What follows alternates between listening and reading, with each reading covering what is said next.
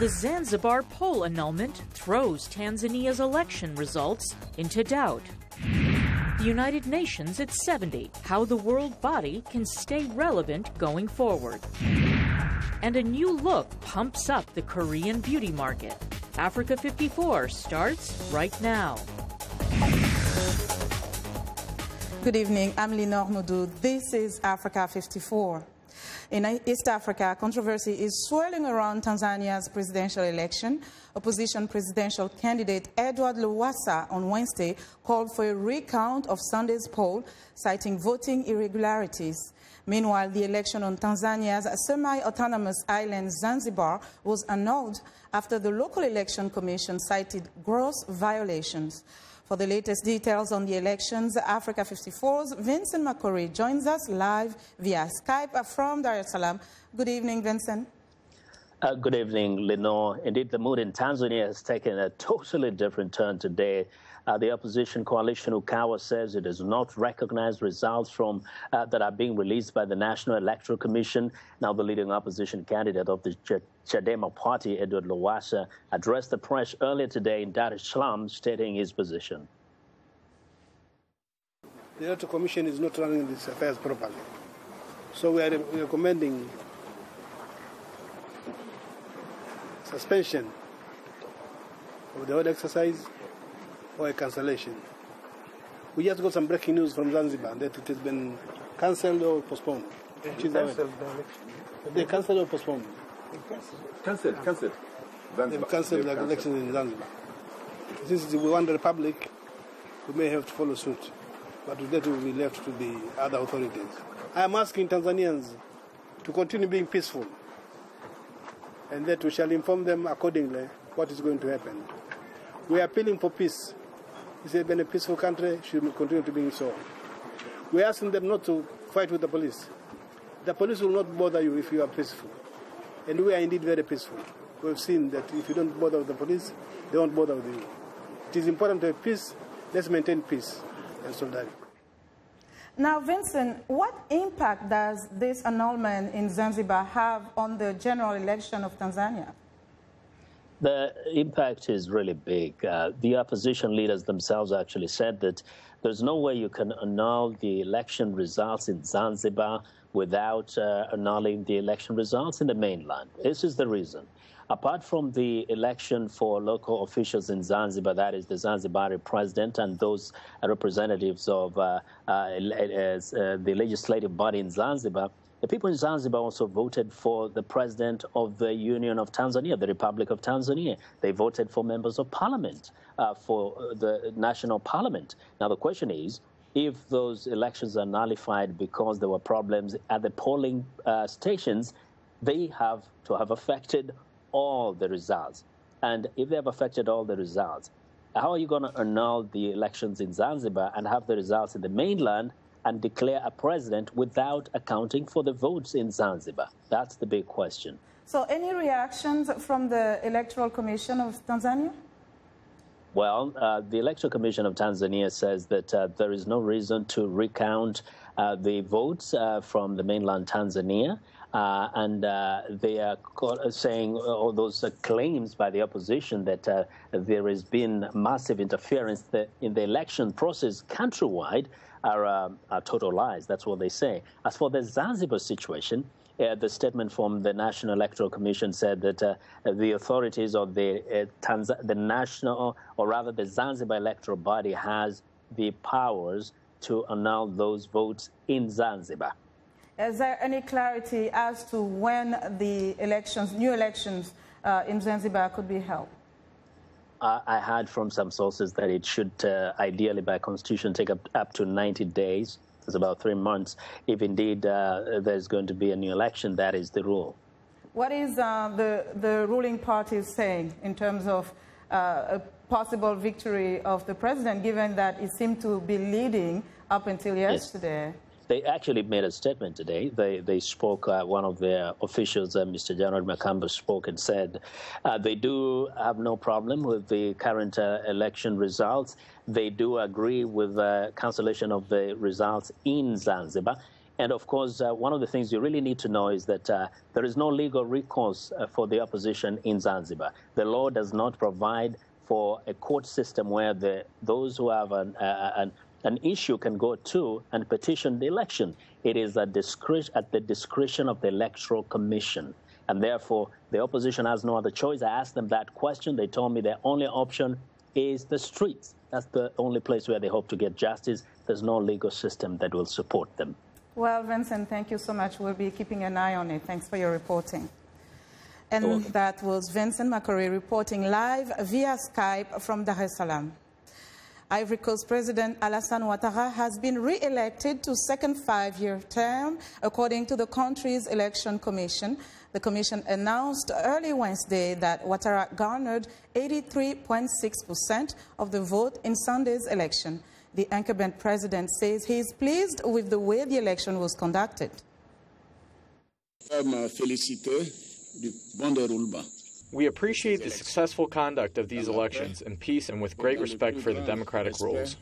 We have seen an electoral campaign conducted calmly throughout the nation, and I would like to congratulate all the other candidates for the campaign we have all conducted.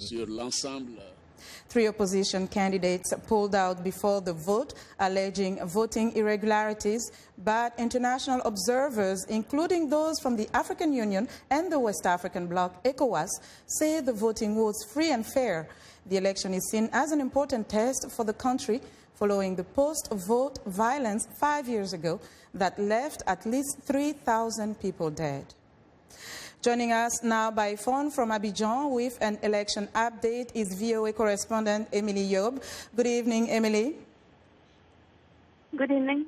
So President Alassane Ouattara says is very pleased with the way the elections were conducted, with the result. What are people's reaction on the street?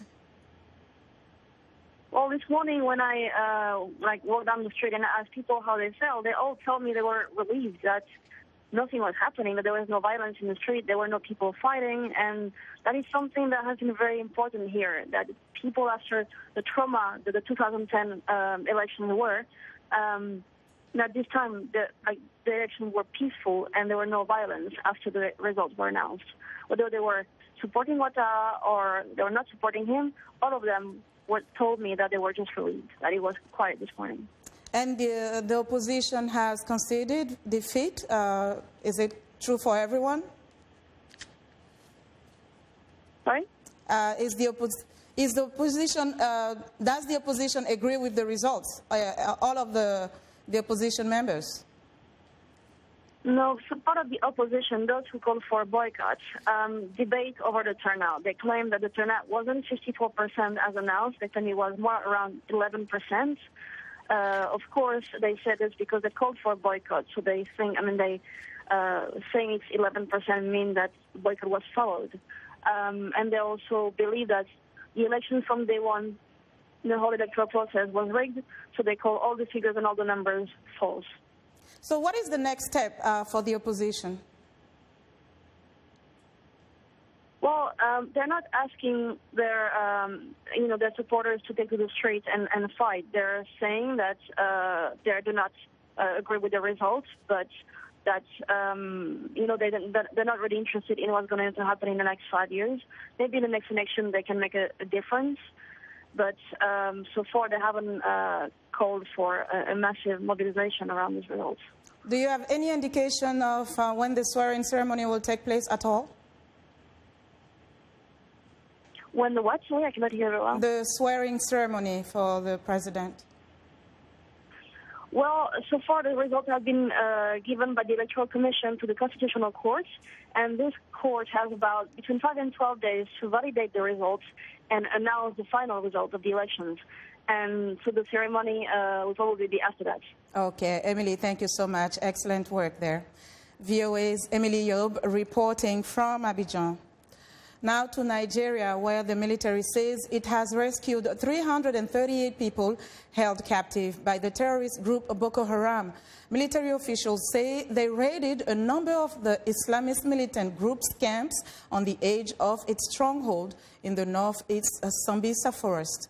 The army says their troops carried out the successful raid on the camps at the northeastern villages of Bulajilin and Manawashe along the Bita and Damboa road. The details of the military statement have not yet been independently verified. Military spokesman Sani Usman says those rescued included 8 males, 138 females, and 192 children. Usman says 30 suspected militants were killed. Now, the African Union Commission of Inquiry report released Tuesday says both the South Sudan government and rebels loyal to former Vice President Riek Machar have committed human rights violations, some of which constitute war crimes. The report says the violations included murder, torture, cruel, inhumane, and other degrading treatment, abductions, rape, and other sexual and gender-based violations.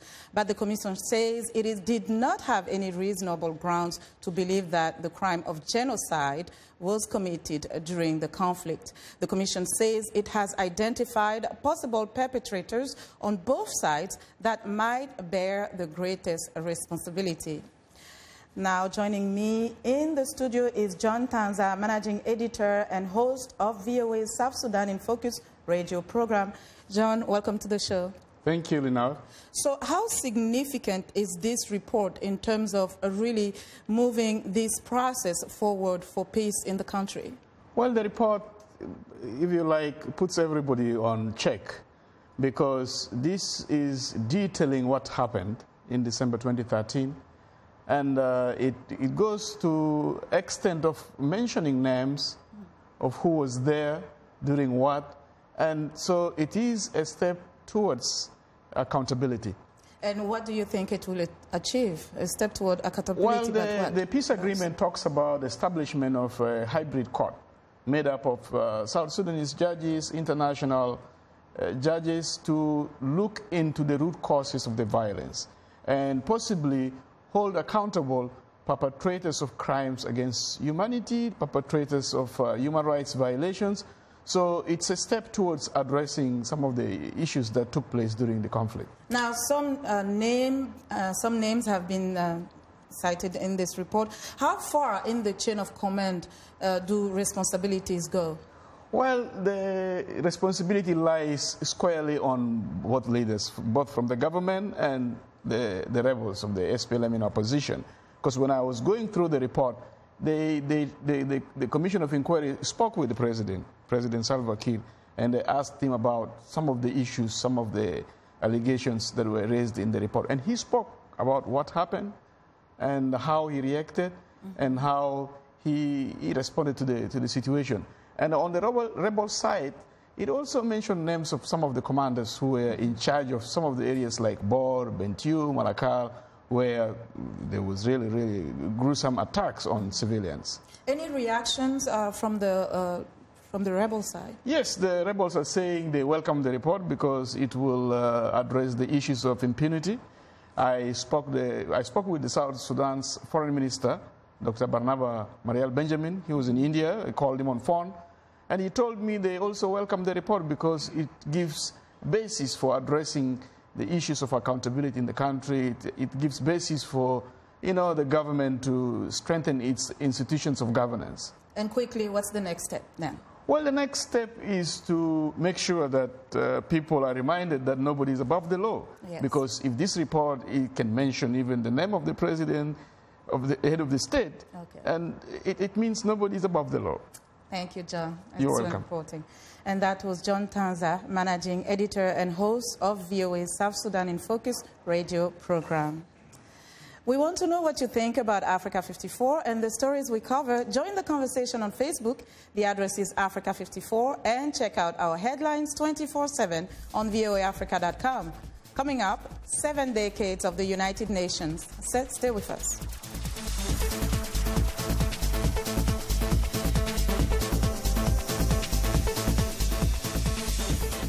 This is Greenbeat for a healthier planet. One man's trash is another man's treasure, and in Indonesia, you can bank on that, literally. A government initiative has established a few trash banks where residents like Yuliang Engshi can gather up recyclable bottles and deposit them at a bank in Cimahi. This is so I can have a little extra saved up for my expenses. The trash bank in Cimahi was initially set up 5 years ago by the Sanitary and Environmental Agency. Budi Raharja is head of the sanitation agency. He says they would eventually like to expand into recycling. As of now, we're still focusing on the collection process, collecting trash from our residents, which we then sell to garbage collectors or have it collected for processing. A recent study indicates Indonesia is the world's second largest plastic polluter, generating more than 3 million tons of mismanaged plastic waste in 2010. I'm Rebecca Ward for VOA's Greenbeat.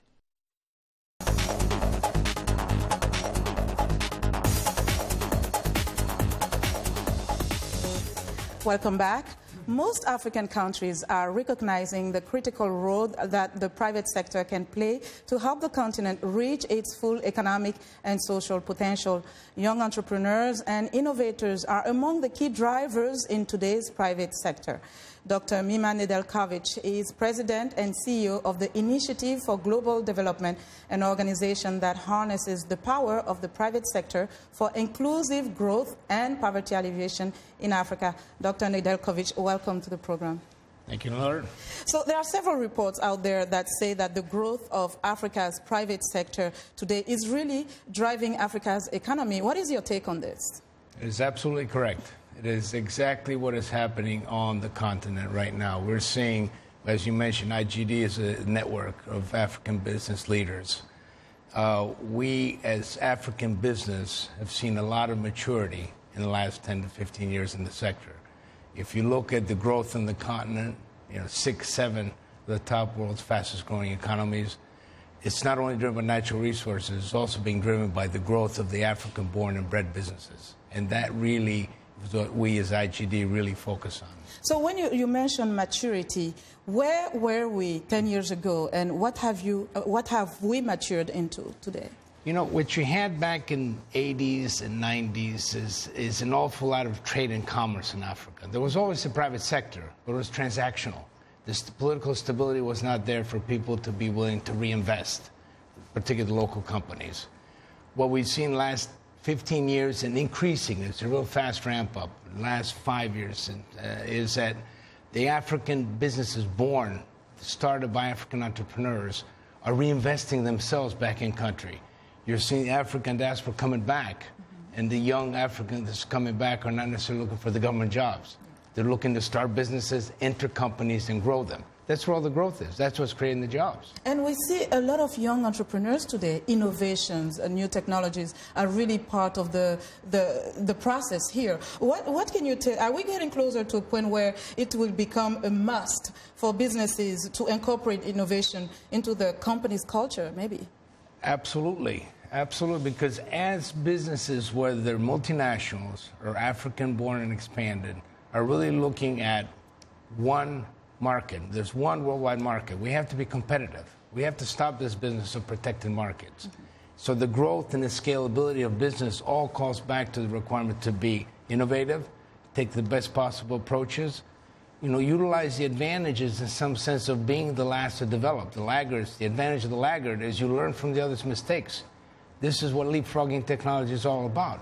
We've learned from others. We come in. We're not born by the weight of past infrastructure. Why has Cellcom and the mobile telephone and telephone applications work so hard? We never had the landlines. Can the same thing happen in power, where we're going to source of use, power production? Why not? So what sectors would you say are really driving the private sector? What's driving? Definitely infrastructure. Basically, if you look at where you have the problems, solution to the problems is what's driving the sectors. Okay. So resolving power deficiencies, creating power opportunities are the growth opportunities. Coming in on agriculture and agro-industry. It's not just the, agriculture in Africa has to become a business. I mean, it's been stated by so many people, including the new president of African Development Bank. Agriculture is a business. this is where you're going to have the employment creation. We have to have the young people want to come back to agriculture because it's really agribusiness. It's value addition to the products. It's not just scratching dirt and trading products on a subsistence basis. It's adding value. And the big change is the size of the market. African market is doubling. We'll be reaching 2 billion. It's 50% urban. Those people are all consumers now. And that is what's driving it. Okay. We have to leave it there, Dr. Nedeljkovic. Thank you so much for joining us today. Thank you very much. And that was Dr. Mima Nedeljkovic. He is the President and CEO of the Initiative for Global Development.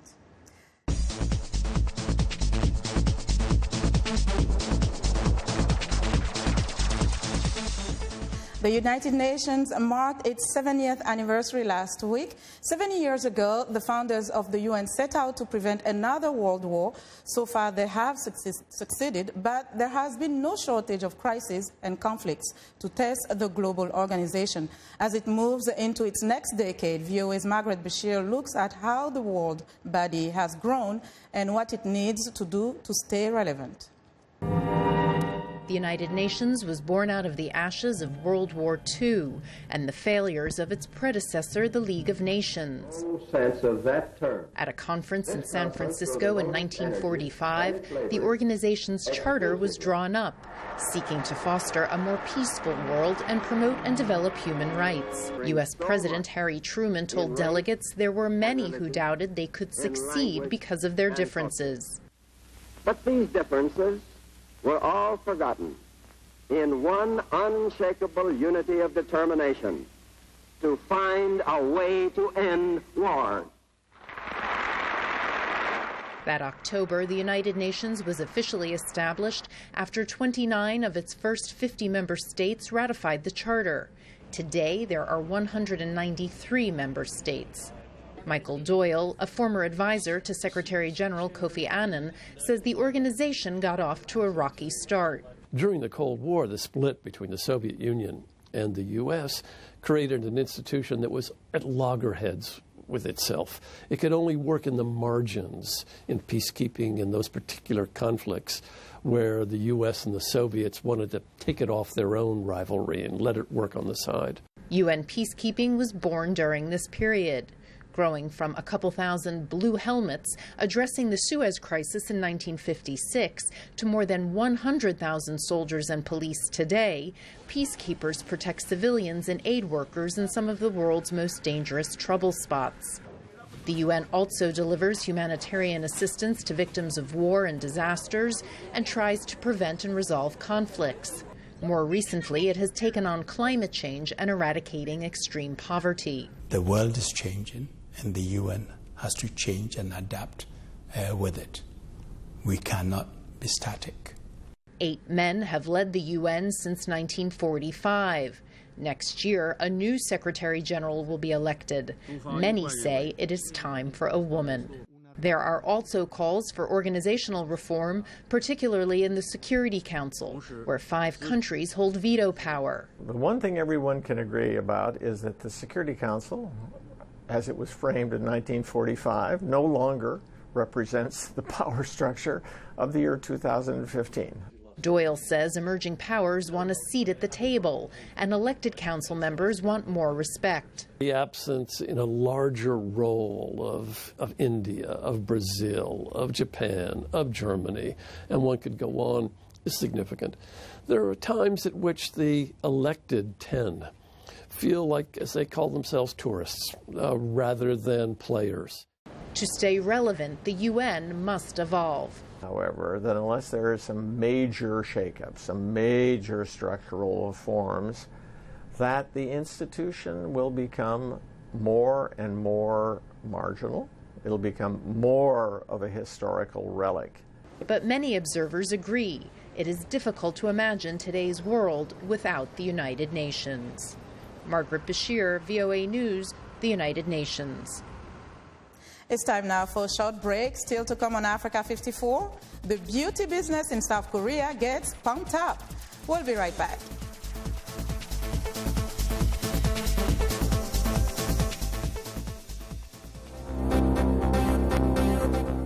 If you've just joined us, I'm Mariama Diallo, and here is a quick recap of today's headlines.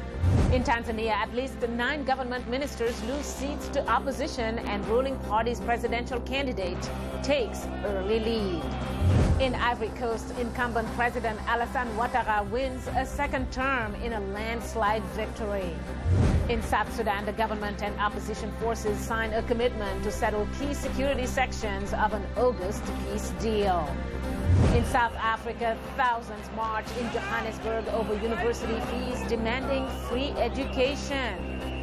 Finally, in Tunisia, a former soldier creates musical instruments out of military weapons, some which date back to World War II. That's all for today. Thanks for watching. We'll see you next time.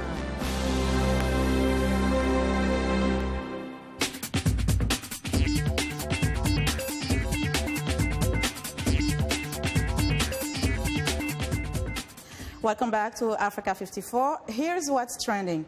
Leading Indian e-commerce firms are pulling out all stops to please their customers.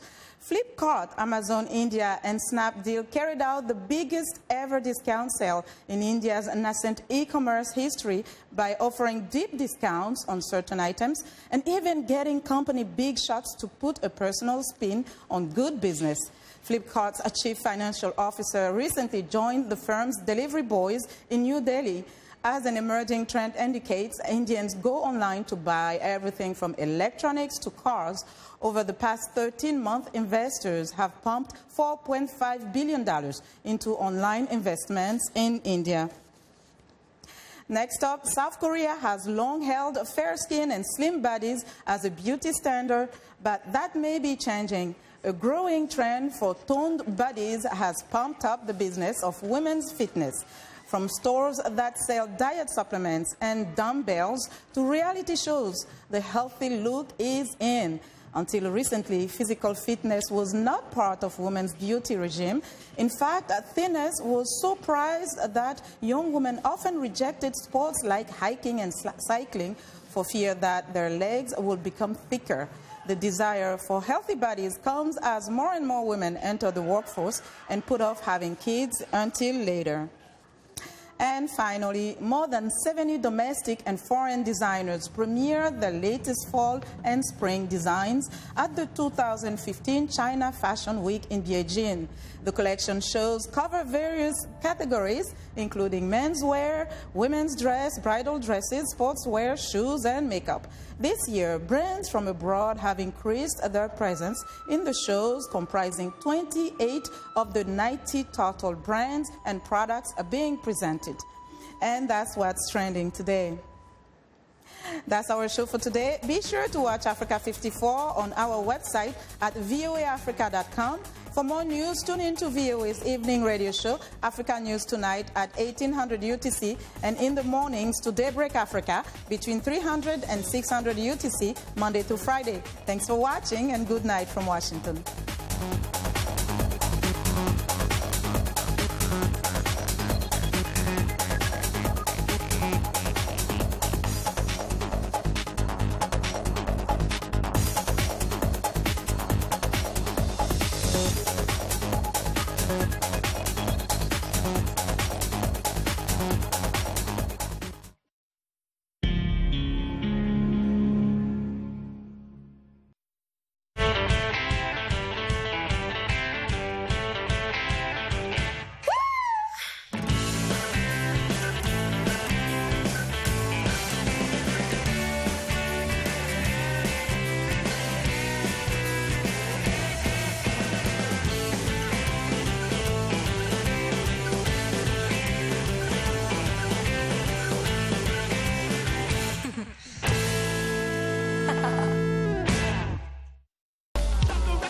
Music is something that brings people together. Music educates, it motivates, it's a bridge.